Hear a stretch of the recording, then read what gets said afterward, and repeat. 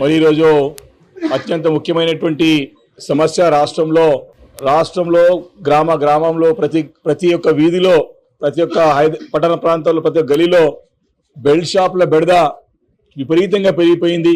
దానికి సంబంధించిన ప్రశ్న ఈరోజు ప్రభుత్వాన్ని మరి అడిగి మరి ఒక బెల్ట్ షాపుల బెడద నుంచి మరి ప్రజలకు విముక్తి కలిగిస్తారా అనే ఒక అంశం పైన ప్రశ్న ఉంటే మరి వారికి నచ్చిన ప్రశ్నలన్నీ తీసుకొని మా ప్రశ్న రాగానే మరి హౌస్ని వాయిదా వేయడం చూస్తే చాలా బాధాకరమైన విషయం. మరి గతంలో పిసిసి అధ్యక్షుడు ఉన్నటువంటి రేవంత్ రెడ్డి గారు మరి గతంలో అసెంబ్లీలో కాంగ్రెస్ పక్ష నేతగా ఉన్నటువంటి బట్టి విక్రమార్క గారు వీరిద్దరు కూడా మేము అధికారంలో రాగానే ఎక్సైజ్ పాలసీని మేము చేంజ్ చేస్తాము, బెల్ట్ షాపులు పూర్తిగా ఎత్తివేస్తామని చెప్పేసి కూడా వారు అభయహస్తంలో హామీ ఇవ్వడం జరిగింది. ఏడాది కావస్తోంది, సంవత్సరం పూర్తయిపోయింది, బెల్ట్ షాపులు తీయకపోగా ఇంకా బెల్ట్ షాపులను ప్రోత్సహించి పెద్ద ఎత్తున ప్రతి వీధిలో ప్రతి గల్లీలో ఈరోజు బెల్ట్ షాపులు పెరిగిపోయినాయి. మరి వారిని బెల్ట్ షాపులు నియంత్రించడానికి ఏమేమి మీరు యాక్షన్ తీసుకున్నారంటే వారు ఇచ్చిన సమాధానంలో చూసాం, లిఖితపూర్వ సమాధానంలో పూర్తిగా బెల్ట్ షాపులను ప్రోత్సహించే విధంగా వారి యొక్క చర్యలున్నాయి.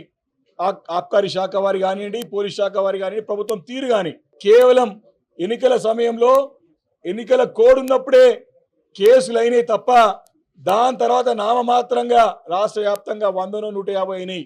పార్లమెంట్ ఎన్నికల సమయంలో ఏప్రిల్ మేలో వేల సంఖ్యలో కేసులు అయితే అక్రమ మద్య అమ్మకాలపై, మిగతా నెలలో కేవలం 100-200 తూతు మంత్రంగా కేసులు బుక్ చేసి మరి చేతులు దుప్పుకునే ప్రయత్నం ప్రభుత్వం చేస్తా ఉందంటే దీన్ని బట్టి స్పష్టంగా బెల్ట్ షాపులని ప్రోత్సహిస్తుంది ప్రభుత్వం. గతంలో ఇదే రేవంత్ రెడ్డి గారు పిసిసి అధ్యక్షుడిగా, ఇదే బట్టి విక్రమార్క గారు లీడర్ ఆఫ్ మరి మన కాంగ్రెస్ పార్టీ లెజిస్లేటివ్ పార్టీ నాయకుడిగా మాటలు ఈరోజు ఎందుకు మారినారు?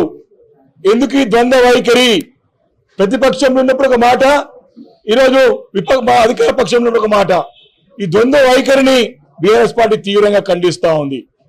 వారు పదే బెల్ట్ షాపులు లేకుండా చేస్తాము, ధరలు కూడా పెంచమని చెప్పేసి కూడా మరి ముఖ్యమంత్రి గారు గతంలో పిసిసి అధ్యక్షుడు హోదాలో మాట్లాడిన మాటలు ఎప్పుడు బెరవ తీరుతాయని చెప్పేసి బట్టి విక్రమార్క ఇద్దరు మాట్లాడినారు. ఈరోజు స్పష్టంగా తెలుస్తోంది వీరి మద్యాన్ని ప్రోత్సహించి రేట్లు పెంచేటువంటి ఆలోచన కూడా ప్రభుత్వం ఉంది. ఆ విషయంలో నిలదీస్తామనేటువంటి ఆలోచనతో మరి ఈరోజు సభని వాయిదా వేసుకుని ప్రశ్న దాటివేసే ప్రయత్నం ప్రభుత్వం చేసింది ఈరోజు.